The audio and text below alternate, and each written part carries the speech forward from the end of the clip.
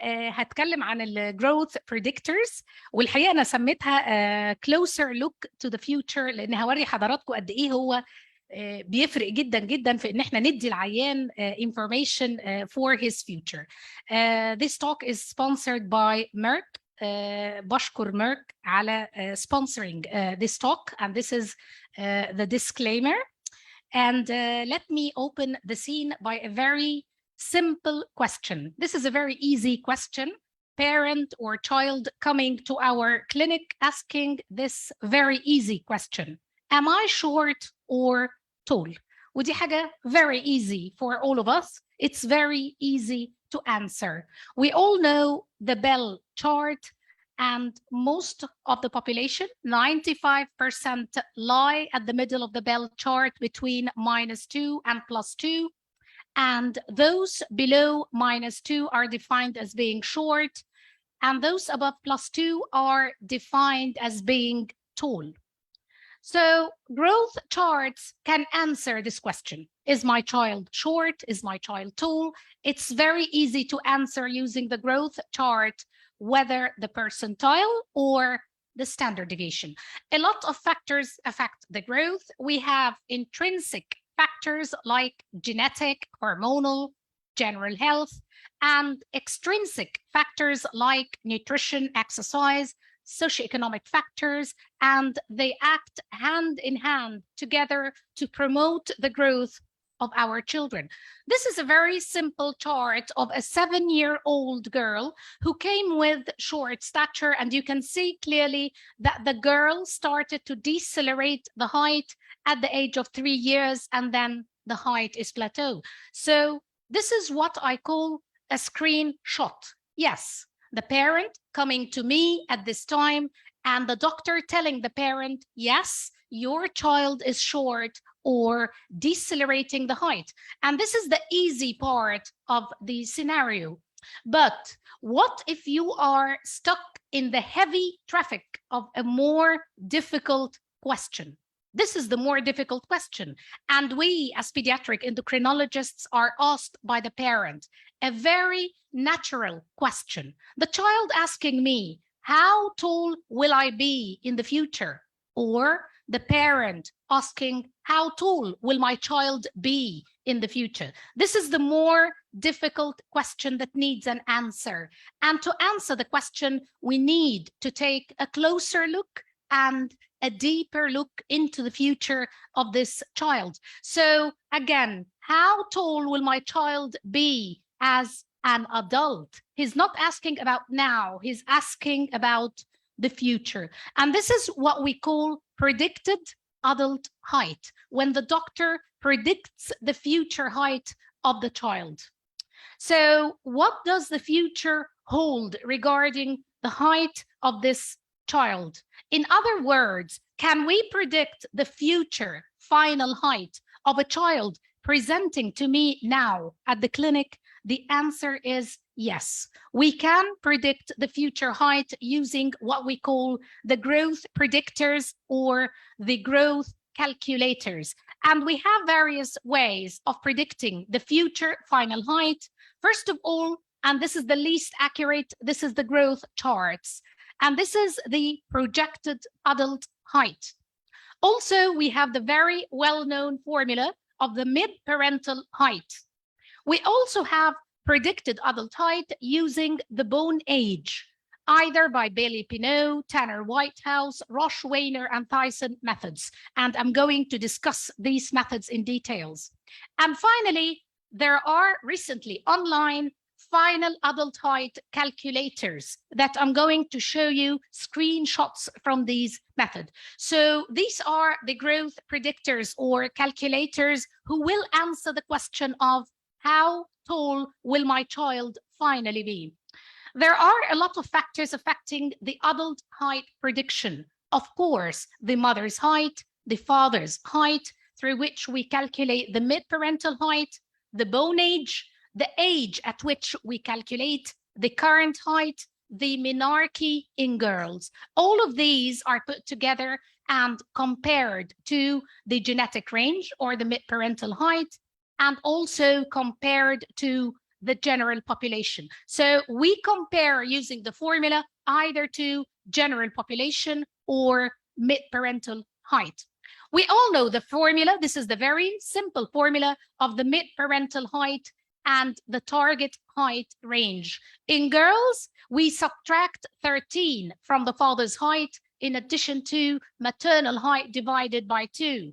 In boys, we add 13 to maternal height in addition to the father's height divided by 2.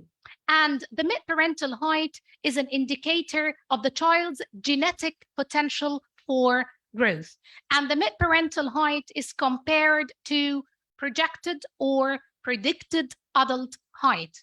And generally speaking, it should fall within 2 standard deviation from the mid-parental height or 10 centimeters. For example, if the mid-parental height is 160 and the child came to be 165 predicted height, this is normal. It should fall within 10 centimeters plus or minus the mid-parental height. But again, I'm stressing that this is the least accurate methods for predicting height.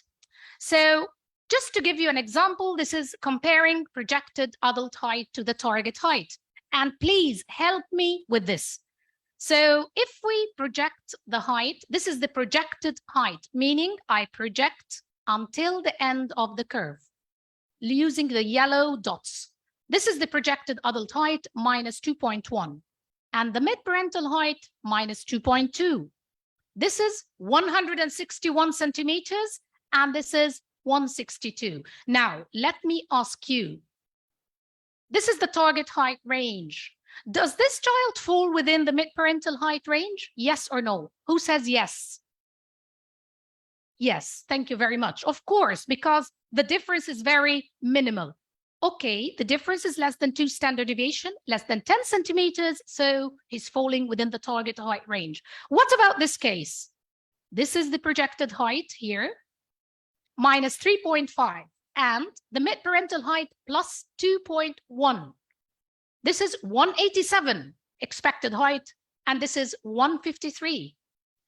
And this is the target height range. Let me ask you, does this child fall within the mid-parental height range?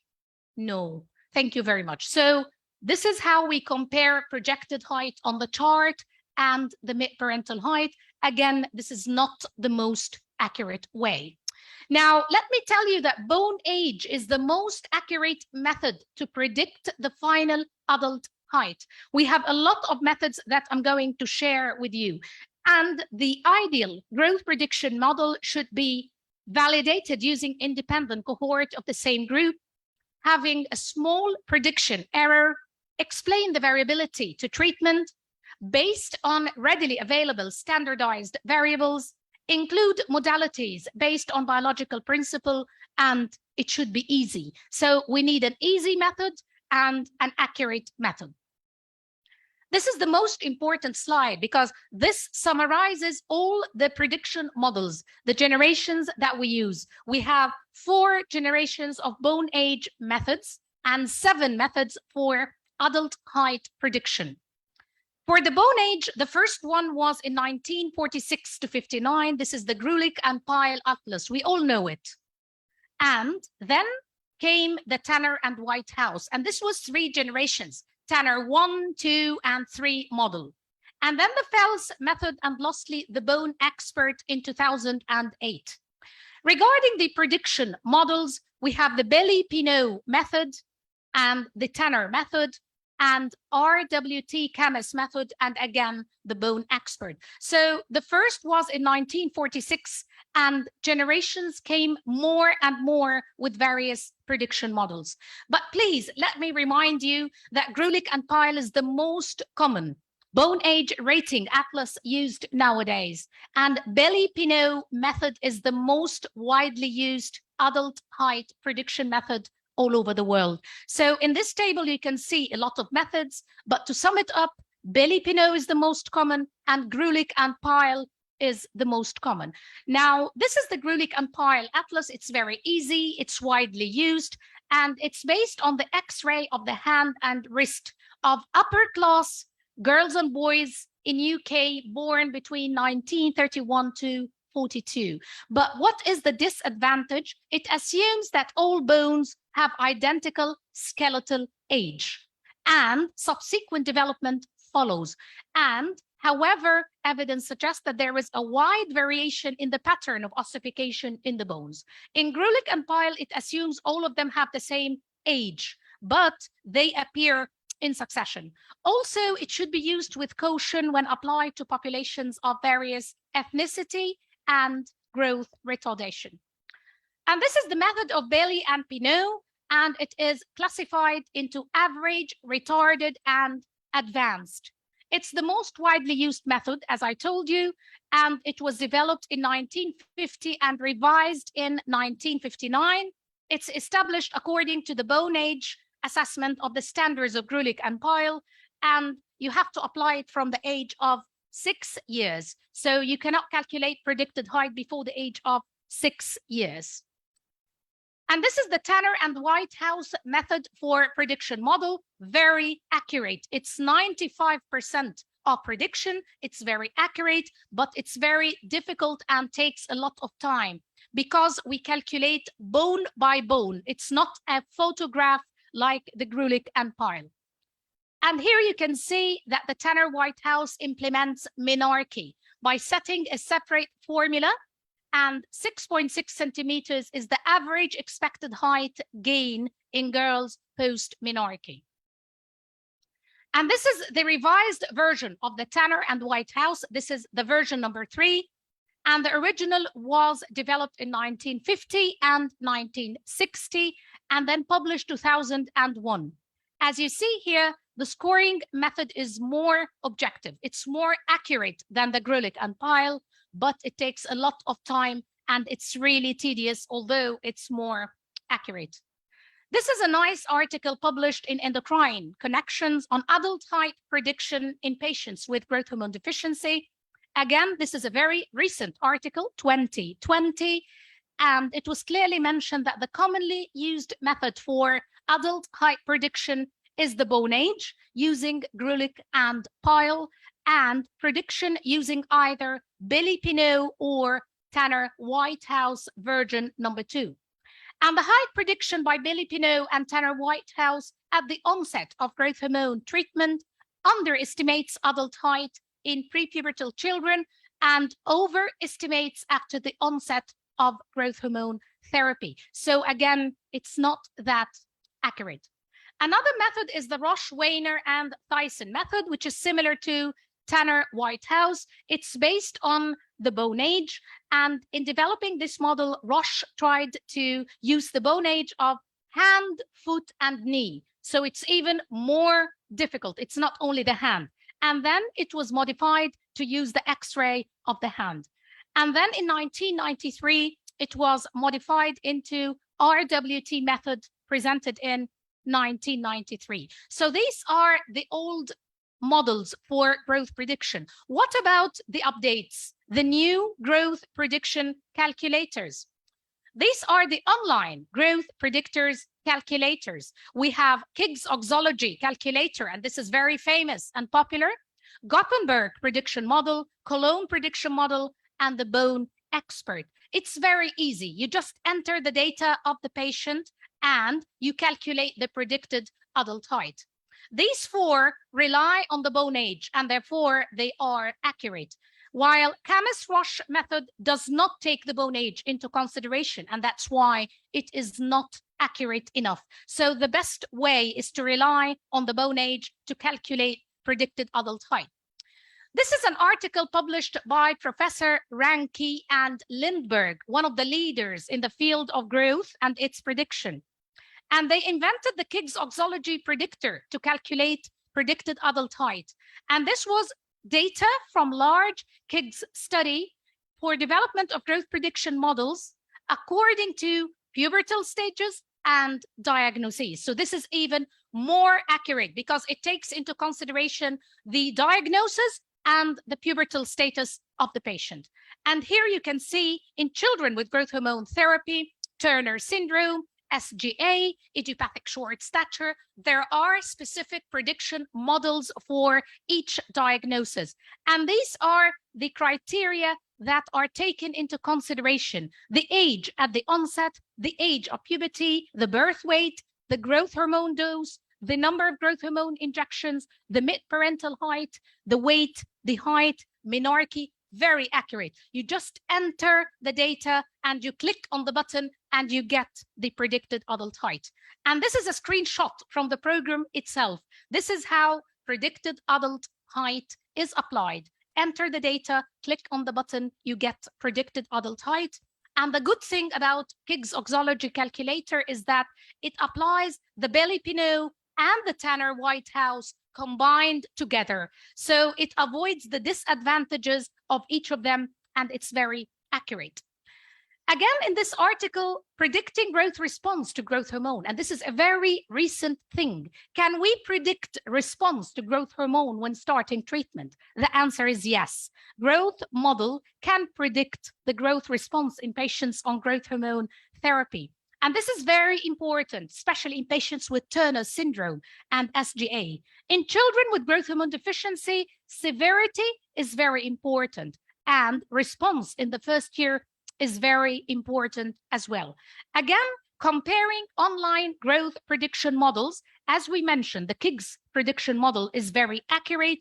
The Gothenburg is only for ISS and partial growth hormone deficiency. The Cologne model is for patients with SHOX deficiency. So the advance in the prediction model is not only for general population, but even for each diagnosis, we have specific prediction models.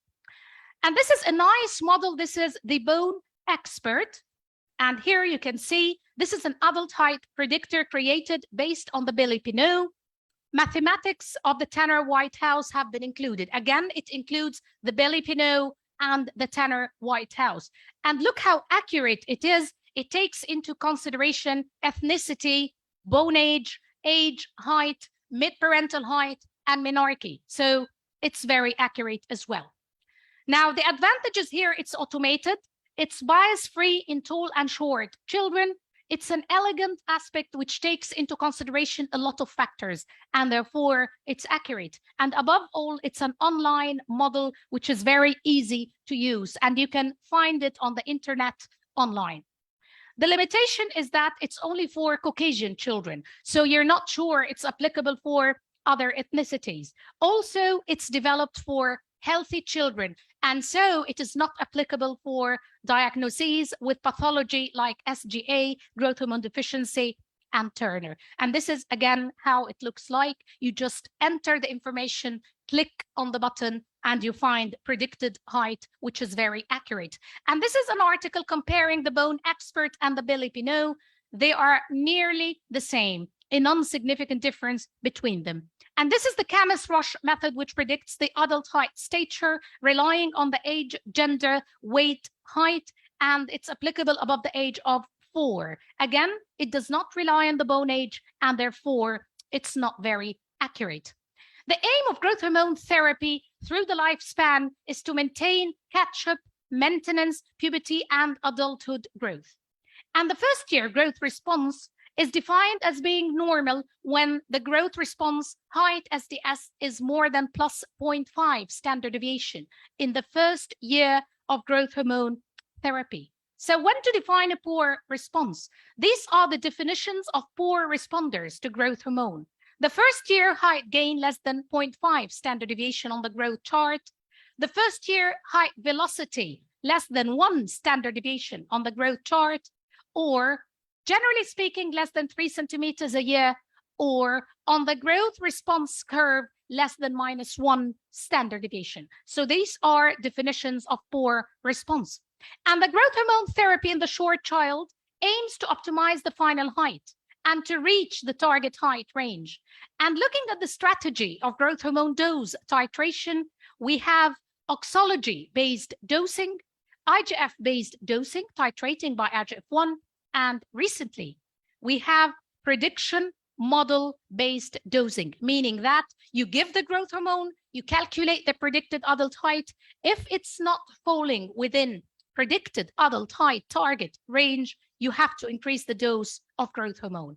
And this is a nice article published in Hormone Research in Pediatrics, which is a personalized approach to growth hormone therapy and the use of prediction models when treating patients with growth hormone. And the question raised by Professor Ranke and Jan Martin Witt, can growth prediction model be a guide to assess response to growth hormone therapy? The answer is a very big yes. It can predict the growth in children on growth hormone therapy using the first-year response and prediction model. So growth predictors can assess response to growth hormone, and according to this, we can adjust the growth hormone dosing. So what are the implications of the growth hormone models? Prediction models may lead to a more evidence-based approach to determine the growth hormone dose. In other words, you can change the dose according to predicted adult height. And this can reduce the cost of growth hormone therapy. And there is a need of a user-friendly software program to make prediction model easily available in the clinic.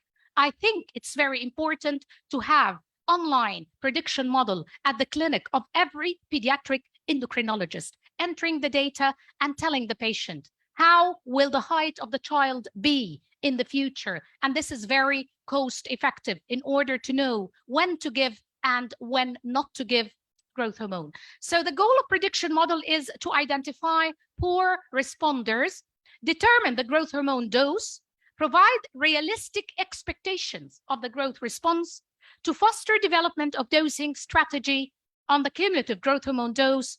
And all of these are achieved by calculating predicted adult height. So finally, after taking all this science and all this information, when do we need to predict the adult height? We, as general pediatricians sitting at our clinic, when do we need to apply these tables? Shall we apply it to normal? Not so frequently, although there are some prediction models for normal population. Shall we apply it in very tall? Yes, because we need to know the final height. In short, yes, of course, we need to apply it in patients with short stature. Turner, growth hormone deficiency, SGA, ISS, and as I told you, there are special prediction models for each diagnosis. Delayed bone age, yes, of course. Constitutional delay in growth and puberty. We need to calculate the predicted adult height. Advanced bone age, yes or no? Of course. Precocious puberty. We need to calculate predicted adult height. And to apply this, we need to fit the pieces together. And I will try to fit the pieces together by the story of this girl to apply what we said. This is Mariam. She's a 3-year-old girl. She came to me by bilateral breast enlargement since 6 months. There is no history of drug intake, no family history of early puberty. Her mom's menarche is 13. Her height is on the median. Mid-parental height is on the median. She's matching the parental height. No skin hyperpigmentation. She's standard stage breast 3, P1, A1, normal genital appearance, labia majora, minora, and vagina. And looking at the GnRH test, FSH is high, LH is normal, estradiol is a bit high, and the bone age is not advanced. Now, what's your diagnosis? Yes, thank you very much. This is premature thelarchy. Would you like to treat or wait? Who would like to give GnRH analog and who would like to wait? Let's vote. Who will give GnRH analog? Oh, that's perfect. Yes, we will not give. Of course, we do not treat premature thelarchy. So, do we need to calculate the predicted adult height for this girl? She's on the mid-parental height. Her bone age is not advanced or delayed. Do we need to do it? No, we do not need, because everything is falling within the normal. Till now, the bone age is not advanced, it's not delayed. The girl is at the median, she's matching the mid-parental height. So nothing, just follow up. Now, this girl came to me 2 years later. Look what happened. She jumped +1 standard deviation. She became taller than before. And the Tanner stage increased before P2, A1. And look at the GnRH stimulation test. FSH is high, LH became high. It was normal. Now it's very high. The serum estradiol is higher than before, and the bone age is advanced. What's your diagnosis? Yes, thank you very much. This is a variant. It's not central precocious puberty because the LH is not overriding the FSH. If the FSH is still higher than the LH, this is what we call thelarchy variant. This is not precocious, this is not premature thelarchy, it's something in between. And let me tell you, this is very common scenario that we see, thelarchy variant. Now, very challenging. Who would like to treat and who will wait? Who will treat? Can you raise your hand? Okay, 50% of the audience. Who would like to wait? Okay, the other 50%. Do you think we need to calculate the predicted adult height? Yes, definitely. To get the answer, we have to calculate the predicted adult height in such a case, because I do not know, she's a variant, she's not precocious, she's not premature thelarchy. So we treat on individual basis based on predicted adult height. And this shows you the importance of calculating predicted adult height. Let me show you. Her midparental height is on the median, 163. And her height now is on +1. The bone age is advanced. The predicted adult height, when I calculated it on the Grulich and Pyle using the Kiggs Oxology calculator, 149 minus 2.5 standard deviation. Does this fall within midparental height? No. Would you like to treat or wait? Who would like to treat? Thank you very much. That's good. We must treat here because that's the answer that the predicted adult height gave us. When we are not sure, we have to calculate the predicted adult height, whatever the diagnosis, like this girl. Who would like to give growth hormone only? Who would give GnRH only? Who would give both? Who will give GnRH analog only? Okay, who will give growth hormone only? No one? Who will give both? Yes, I will give both because the predicted adult height is far from the midparental height. So I think the predicted adult height is a very useful model that sometimes help us in puzzling cases that are not straightforward, and what a lot of cases that we see in pediatric endocrinology that are puzzling. Not all of them are like the book. So my conclusions are, parents often wonder, how tall will the child be when they grow up in the future? And this is the predicted adult height. Growth predictors is a very important tool for pediatric endocrinologists, especially when the case is in the gray zone. The most accurate way to calculate predicted adult height is the bone age. Don't rely on the midparental height only. We have a lot of prediction models. Some of them are manual, some of them are online, but we need a user-friendly calculator at our clinics. Grulich and Pyle is the most popular bone rating atlas. Belly and Pinot is the most widely used model to calculate predicted adult height. Tanner and Whitehouse is a very reliable method. It takes bone by bone, but it is very tedious. The Bone Expert is very reliable online method in healthy children, and it's bias-free.